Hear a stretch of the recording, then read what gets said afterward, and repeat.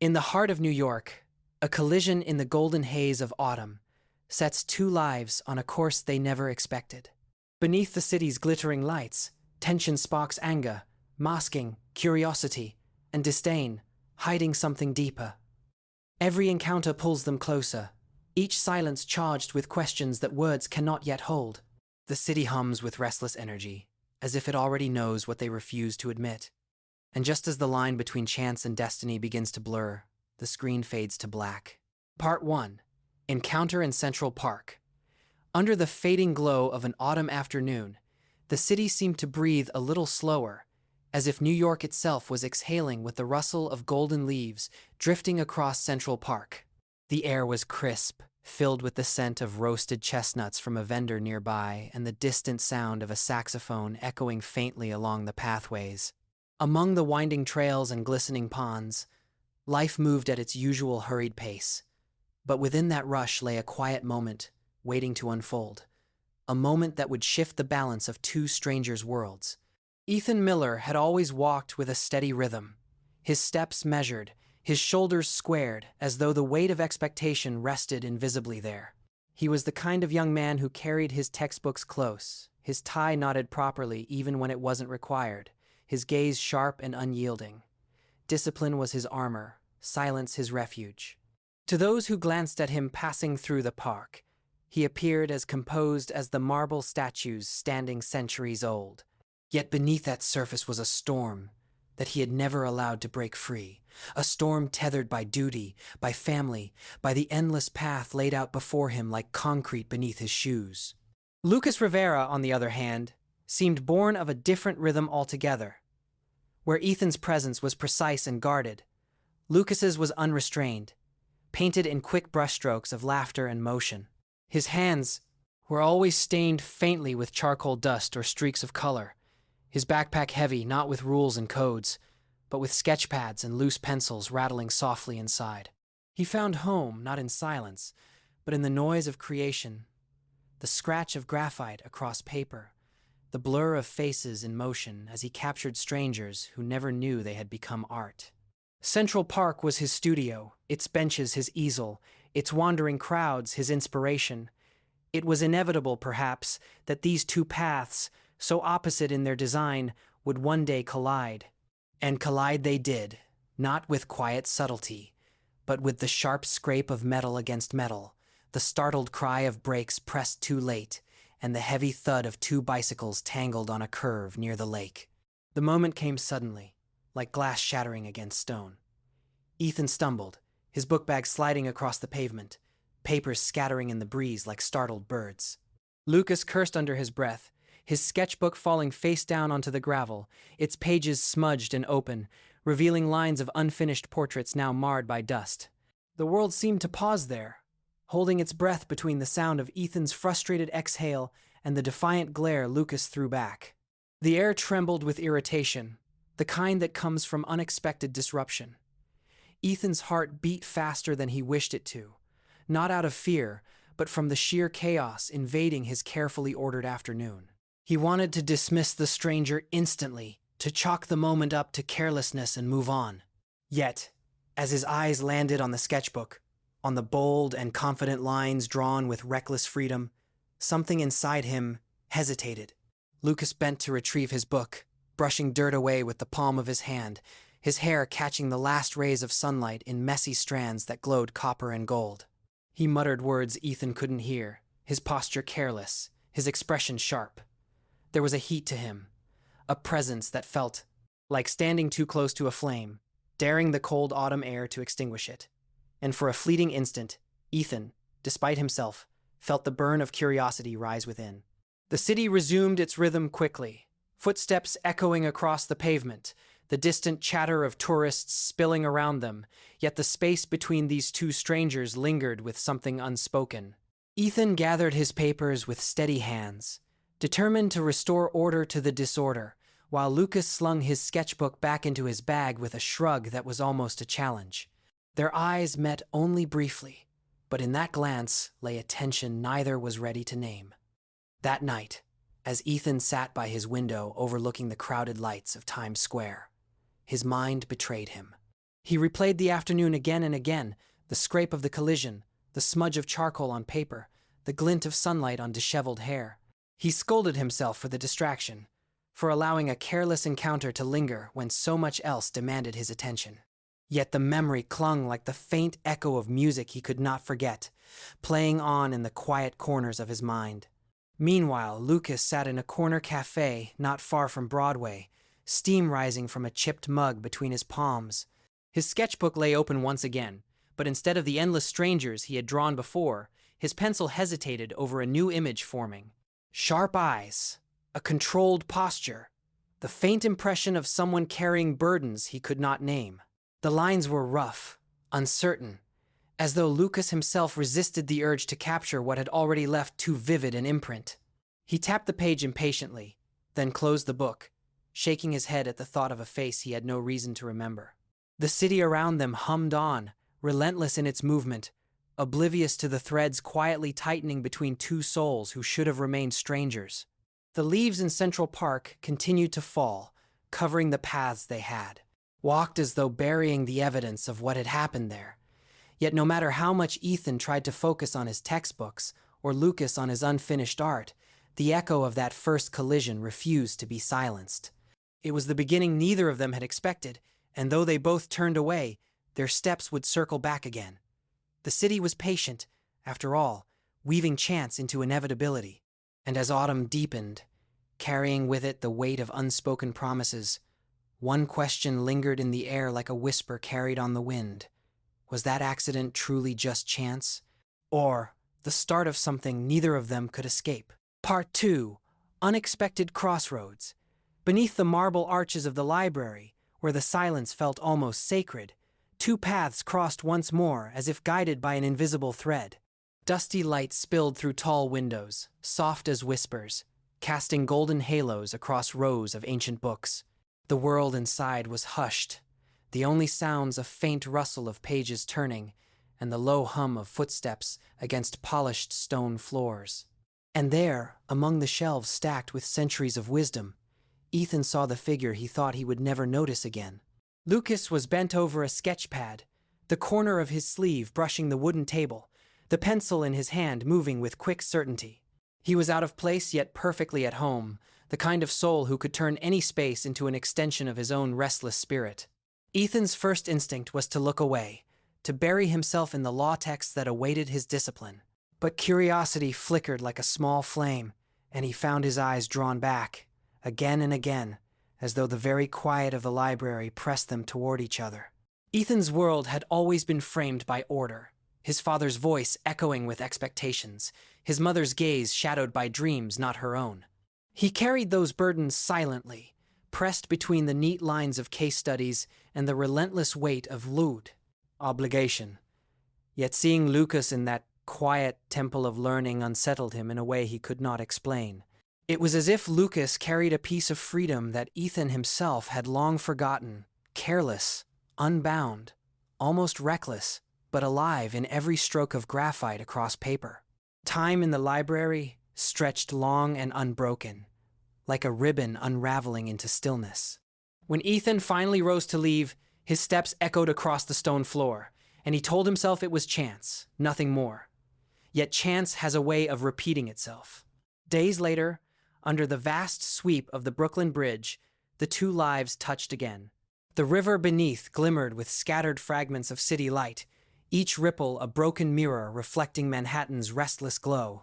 The night air was cool, salted faintly with the scent of the East River, and the sound of traffic above was a steady, distant roar.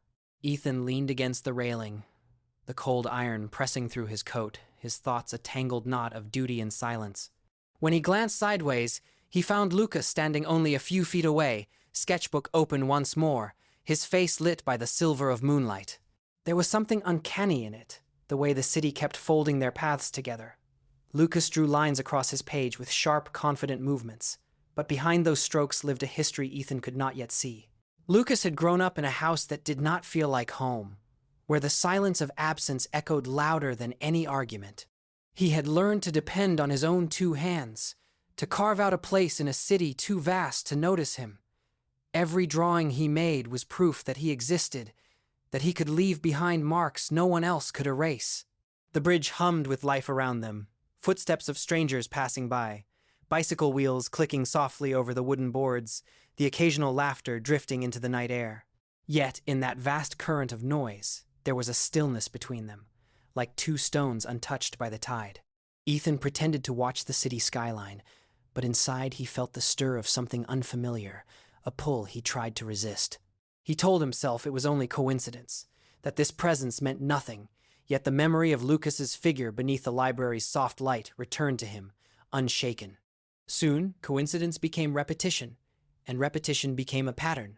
On the narrow aisles of Strand Bookstore, where towers of books loomed like endless corridors of thought, their paths converged once again. The air smelled of old paper and ink, heavy with the weight of countless untold stories. Lucas lingered among art books, flipping through pages filled with colors and forms, his expression absorbed and far away. Ethan, in another aisle, traced the spines of law volumes, their bindings stiff beneath his fingers. Yet when they turned a corner, they nearly collided, and in that breath of surprise, both froze, as though the city itself had grown tired of their denial. Ethan's chest tightened with a strange ache. He had spent years training himself to move past distractions, to lock emotions behind invisible walls. But each encounter chipped away at that armor, leaving small fractures where light managed to slip in. Lucas, with his restless energy and unspoken history, became a mirror Ethan didn't want to face, one that reflected everything Ethan had avoided in himself. Lucas felt it too, though he would never admit it. Beneath his easy posture lay a heart wary of closeness, hardened by years of absence and loss. He knew better than to lean on anyone, better than to trust the fragile promises of connection. Yet there was something in Ethan's silence that unsettled him, a depth hidden beneath the polished exterior, a vulnerability Lucas found himself tracing in the quiet of his sketches late at night. As days spilled into weeks, their meetings continued like verses of a song replayed in different keys. The library, the bridge, the bookstore, each encounter stitched another thread into the invisible tapestry, binding them closer. And though no words of confession were spoken, the air between them thickened with the weight of unacknowledged feeling. It was there in the pause of a glance, in the restless shift of shoulders, in the silence that lingered a moment too long. The city around them surged on, indifferent and eternal, but within its endless pulse, something fragile was beginning to bloom. A quiet, hesitant flame, flickering against the winds of denial, testing its strength. Ethan carried it with unease, fearful of what it might mean for the carefully constructed life demanded of him. Lucas carried it with caution, afraid of what it might take from him if he dared to let it grow. And so they moved through the city, like shadows circling one another, bound by chance, restrained by fear. They told themselves it was nothing, that it would fade like mist in the morning. Yet deep inside, both knew it was already too late. For in the quiet corners of New York, in the hush of libraries, beneath the weight of bridges, and among the endless towers of books, something unnamed had taken root. And though neither would speak it aloud, both carried the same silent question, heavy and haunting, lingering in the air like a secret waiting to be discovered. How long could they continue to deny what was already there? Part 3. Hidden Currents in Manhattan. In the restless heart of Manhattan, where neon lights flickered against brick walls and the night pulsed with hidden stories, something unspoken began to rise, like a tide beneath the surface. The city never truly slept, but there were hours when its rhythm softened, when the echo of footsteps in narrow alleys felt louder than the distant hum of traffic. Ethan found himself wandering through these streets, his thoughts unsettled, as if the very air carried the weight of questions he could no longer silence. The bar in East Village was small, tucked between graffiti-stained walls, and doorways that seemed to breathe music. Inside, the air was thick with the scent of wood and smoke, the low hum of a guitar string trembling in the corner. It was not the kind of place Ethan usually entered, yet here he was, following a pull he could not name. And within the dim light he glimpsed Lucas, surrounded by friends and strangers, his laughter bright, his movements alive. Ethan watched in silence, torn between irritation and something dangerously close to longing. Lucas thrived in these spaces. The blur of color, The press of voices, the hum of energy seemed to feed him, shaping his every gesture into art. His sketchbook rested on the bar counter, edges frayed, its pages marked with glimpses of faces, streets, and fleeting emotions. Ethan, standing apart, felt the ground shift beneath him. He had always believed in control, in restraint, but with every glance toward Lucas, control seemed more fragile than he ever realized. The city's undercurrent carried them onward, and soon the night turned toward Lower Manhattan, where the alleys narrowed and the shadows thickened. Street lamps buzzed faintly, their glow trembling against damp pavement. Lucas walked these streets like they belonged to him, unafraid of the silence, unafraid of the dark. Ethan followed, unwilling to admit even to himself why he lingered. The rhythm of footsteps against the cobblestones echoed like a quiet dialogue neither dared to speak aloud. It was within this tension that the exhibition arrived. A gallery tucked away behind tall windows, its walls lined with canvases born from Lucas's restless hands. The air inside was sharp with the scent of paint, and the hush of expectation wrapped around every visitor. Ethan moved among the crowd, his expression unreadable, until his gaze fell on a canvas that froze him where he stood. There, on the wall, was himself. Not in the literal sense, but through Lucas's eyes, every line sharp, every shadow heavy, every detail drawn not with accuracy, but with a kind of raw truth. Ethan saw the guarded posture he had built for years, the silence he thought invisible, the storm of conflict he never allowed to surface. Lucas had captured it all, stripped away the armor he wore, and laid it bare before the world. A rush of heat spread through him, anger rising like a spark against dry wood. He felt exposed, violated, as if his private self had been stolen and displayed without permission. Yet beneath the anger was another current, deeper, quieter, impossible to ignore. Because within that painting, he also saw something else. He saw recognition. He saw understanding.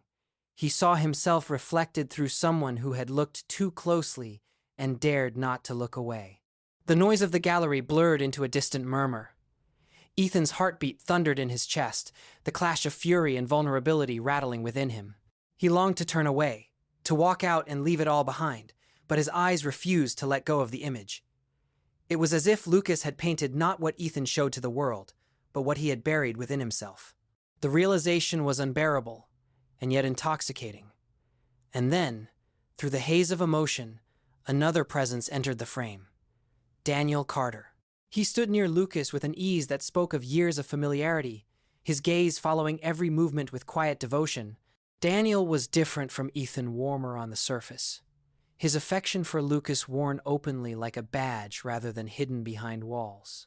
He had been there before Ethan, had known Lucas in ways Ethan could not yet fathom. The sight of him beside Lucas tightened something in Ethan's chest, a sharpness he could neither name nor suppress. Daniel's presence altered the air, shifting the fragile balance already trembling between Ethan and Lucas. It was as though the city itself had pulled another thread into the weave, forming a triangle that neither of them could escape. The crowd admired the paintings, the music played, softly in the background, yet for Ethan, the world had narrowed to the silent storm of his own emotions. Anger, confusion, envy, and something he feared was already love. Lucas moved easily through the gallery, unaware of the quiet war unfolding inside Ethan. His laughter spilled into the room, his gestures full of life, his eyes occasionally flickering toward Daniel with the comfort of familiarity. Ethan noticed every detail, each one striking deeper, each one leaving a mark he could not erase. The thought of stepping away crossed his mind more than once, but his body betrayed him, rooted to the spot, unable to retreat. The night outside pressed close, Manhattan's streets alive with their usual frenzy, but inside the gallery the atmosphere thickened with unspoken truths. Ethan stood before the painting again, his reflection staring back at him in the glass, layered with Lucas's vision of who he was. For the first time in years, he felt uncertain of himself, uncertain of the walls he had so carefully built. And in that uncertainty lay a question too dangerous to voice, a question that would not leave him even as the lights dimmed and the night deepened. What happens when a heart, long caged in silence, begins to beat against the bars, and finds itself not alone, but caught in the center of a storm it never meant to enter. Part 4. Fractures under the rain. The night began softly, as if the city itself was holding its breath for a secret, soon to be unveiled. Rain tapped gently against the window of a small apartment in Brooklyn, the droplets racing one another down the glass, leaving trails that shimmered in the glow of the street lamp outside. Inside that modest room, shadows curled in the corners while warmth settled briefly between two hearts that had wandered too long in silence. Ethan, for once, let the weight slip from his chest, and in the hush of the moment, he confessed what he had tried so hard to deny. It came not as a grand declaration, but as a surrender. A release of something that had lived too long beneath his skin. And when it happened, Lucas met it not with surprise, but with a quiet tenderness that had been waiting. Their world shrank to the stillness of that apartment, where the city's chaos could not intrude, where the rain seemed to drum only for them. For the first time, Ethan allowed himself to imagine a life unbound, and the thought carried him higher than he dared to hope. The night stretched forward, gentle and fragile. A thread of happiness spun so thin it glowed. Every heartbeat felt fuller, every breath lighter, as if he had stepped into a version of himself that was finally true. He looked at Lucas and saw not just the artist who had captured him on canvas, but the person who had seen through his walls and chosen to stay. The comfort of that recognition wrapped around him like a blanket against the storm. Yet happiness, so sudden and bright, often carries the shadow of its own undoing. The very morning after, the world intruded again. The echo of family expectations, long buried in Ethan's mind, resurfaced with a force he could not ignore. His parents' voices, even in absence, weighed heavy. The career already chosen, the reputation to protect, the path he was meant to follow. He had stepped outside their design, and in doing so, fear began to gnaw at the edges of his resolve. Daniel's presence deepened the fracture. His words, sharp and precise, pressed against Ethan's conscience like needles. He reminded Ethan of duty, of appearances, of consequences that would ripple far beyond a fleeting romance. Daniel's devotion to Lucas only made it worse, for every glance, every insinuation, carved at Ethan's certainty, twisting affection into guilt. It was as though Daniel became the voice of reason and punishment all at once, a storm whispering that Ethan was stealing something he was not meant to keep. The city mirrored his turmoil. Rain fell heavier that evening, drumming against rooftops, spilling along the curbs in restless streams. The Williamsburg Bridge stood tall and vast, its steel cables glistening under the downpour. Ethan found himself there with Lucas, the two of them walking against the wind, their footsteps echoing hollowly against the slick ground. For a brief instant, they laughed at the absurdity of being soaked through, the cold rain mingling with the heat of their fragile joy. It was a fleeting reprieve, a spark against the dark. But as the night deepened, the pressure returned. Ethan's chest tightened with the unspoken truth that he was faltering. Every drop of rain seemed to echo his hesitation, pattering louder, faster, as if the storm itself demanded an answer. He felt the pull of two worlds tearing him apart, one of freedom and fragile love, the other of obedience and duty. And in the cruel balance of that moment, fear won. Under the relentless rain, he withdrew. His steps slowed, his gaze faltered, and in the silence between heartbeats, he let go of Lucas's hand. The choice was not spoken aloud, but it was written in the way he turned away, in the way he left Lucas standing there beneath the rain-slick cables of the bridge. The city blurred into streaks of silver and gray, but the image of Lucas, motionless in the storm, carved itself deep into Ethan's memory. The sound of rain became unbearable then, like 1,000 accusations striking against his skin. He walked away, each step heavier than the last, until the distance swallowed the fragile happiness they had shared. Behind him, Brooklyn shimmered through the curtain of water, and the small apartment that had once felt like sanctuary became only a ghost of what could have been. Days blurred into weeks, and the absence grew sharp. Lucas disappeared into the folds of the city, his number unanswered, his presence erased. Word spread quietly he had left, cut ties, vanished into the unknown corners of Manhattan as if the world had folded him away. Ethan searched for him at first, half-heartedly, caught between hope and resignation. But soon even that dwindled. The silence was final, a door shut without promise of return. In the vacuum, Ethan's family filled the space with their plans, their expectations, their endless reminders of who he was supposed to be. He moved like a shadow within their design, his every choice dictated, his career path laid before him like iron rails. He told himself it was easier this way, that safety was worth the cost. But in the quiet of the night, when rain tapped softly against the window, his heart betrayed him. It whispered of the bridge, of the moment he let go, of the life he had abandoned in the downpour. And as the seasons shifted, as Manhattan's skyline glimmered through both sun and storm, one truth grew harder to silence. The path he walked was no longer his own, and the memory of Lucas lingered like a phantom touch, a reminder that what he lost could never be fully replaced. Yet, somewhere within that ache, a question persisted, rising louder with every passing night.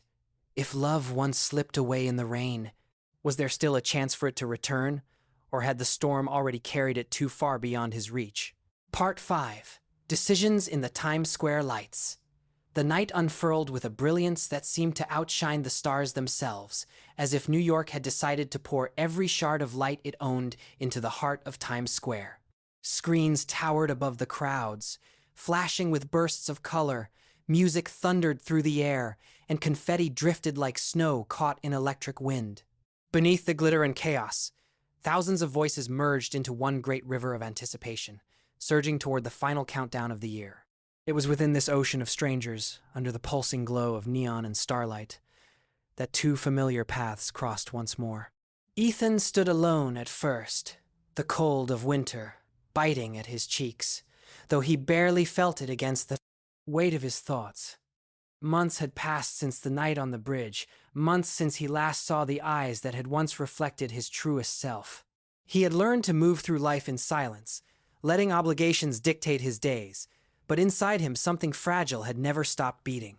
It echoed in his chest now, louder than the roar of the crowd, a steady reminder of what he had lost.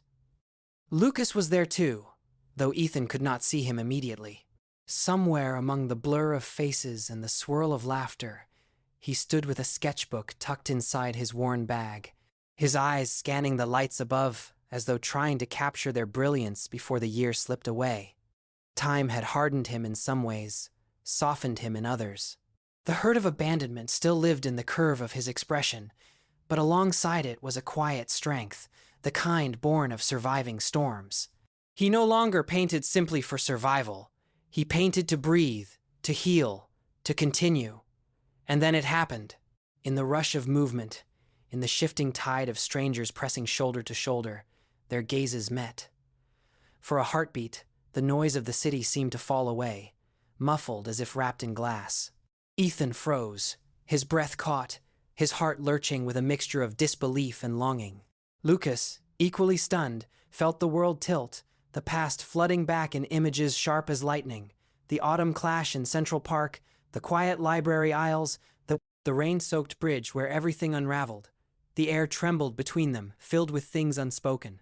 They had been broken, reshaped by distance and time, yet the bond that once tethered them stirred again, faint but undeniable. Ethan felt the weight of months pressing down. Every moment he had chosen silence. Every day he had walked a path that was never his own. The choice he had once abandoned lingered before him now, shimmering as vividly as the lights blazing across Times Square. The countdown had begun. 10, 9, 8. The crowd roared with rising fervor, voices echoing against the glass walls of the surrounding towers. Ethan's pulse matched the rhythm, thudding in his ears. Lucas's eyes did not leave his, though hesitation flickered in their depths. Both men stood suspended, caught between fear and hope, between the ache of what had been and the possibility of what could be. 7, 6, 5. The air thickened, not with the chill of winter, but with the weight of choice. Ethan's lips parted, his heart pressing forward words he had locked away for too long. Lucas's fingers curled tightly around the strap of his bag, torn between staying guarded and stepping closer. 4, 3, 2. The world seemed to hold its breath.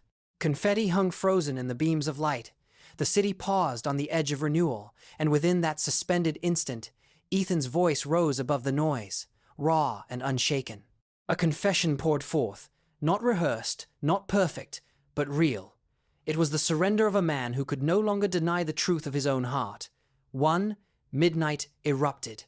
Fireworks burst across the sky in cascades of gold and crimson, thunder rolling between the skyscrapers, a storm of light and sound engulfing the square.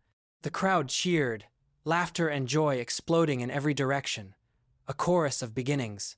And in the midst of it, two figures stood still, caught not by the spectacle above, but by the fragile, perilous thread that stretched once more between them.